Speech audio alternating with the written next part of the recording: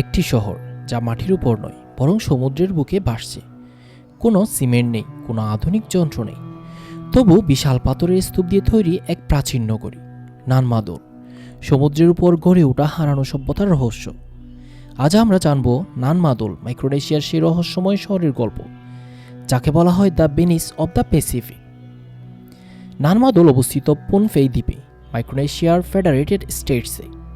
এটি গঠিত হয়েছে প্রায় 92টি কৃত্রিম দ্বীপের উপর, যেগুলোকে সংযুক্ত করেছে সরু জলপথ।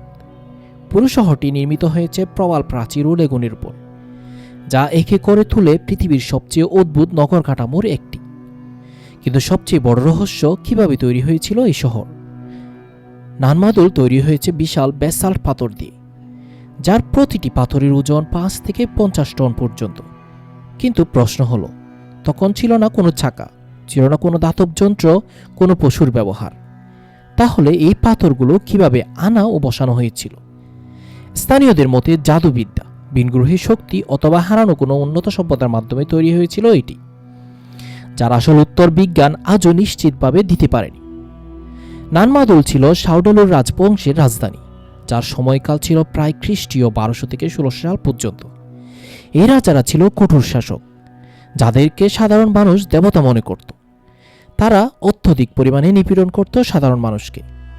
এই শহরে ছিল রাজপ্রাসাদ, সমাধি, ধর্মীয় উপাসনালয়, অভিজাতদের আবাসন।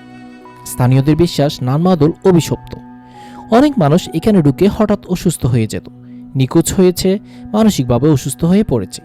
বিশেষ করে বলা হয় রাতের বেলা এখানে যাওয়া নিষেধ। পূর্বপুরুষদের আত্মা এখনো পাহারা দেয়। এই কারণে স্থানীয় মানুষ আজও জায়গাটিকে ভয় পায়। ইতিহাসবিদদের মতে শহরটি পরিত্যক্ত হওয়ার কারণ অতিরিক্ত অত্যাচার, খাদ্য সংকট, রাজনৈতিক বিদ্রোহ, এক পর্যায়ে শাওডলুর রাজবংশের পতন, এবং শহরটি ধীরে ধীরে পরিত্যক্ত হয়ে যায়। সমুদ্র, লতা পাতা ও সময় নানমাদলকে গ্রাস করে নেয়। আজ নানমাদলকে বলা হয় একটি জীবন্ত প্রত্নতাত্ত্বিক ল্যাবরেটরি। এটি দেখায় মানুষ কিভাবে অসম্ভব স্থাপত্য তৈরি করেছিল। সমুদ্রের উপর নগর পরিকল্পনার প্রাচীন উদাহরণ, সভ্যতার উত্থান ও পতনের নিদর্শন। 2008 সালে ইউনেস্কো এটিকে ঘোষণা করে ওয়ার্ল্ড হেরিটেজ সাইট হিসেবে। আজ নানমাদল হুমকির মুখে। সমুদ্র পৃষ্ঠের উচ্চতা বৃদ্ধি, ঝড় ও জলবায়ুর পরিবর্তন, পর্যাপ্ত সংরক্ষণের অভাবে অনেক কাঠামো ইতিমধ্যে জলের নিচে ডুবে গেছে। নানমাদল আমাদের শিখায় মানুষ শুধু যুদ্ধ আর ধ্বংসই করেনি, সে সৃষ্টি করেছে অসম্ভব স্থাপত্য।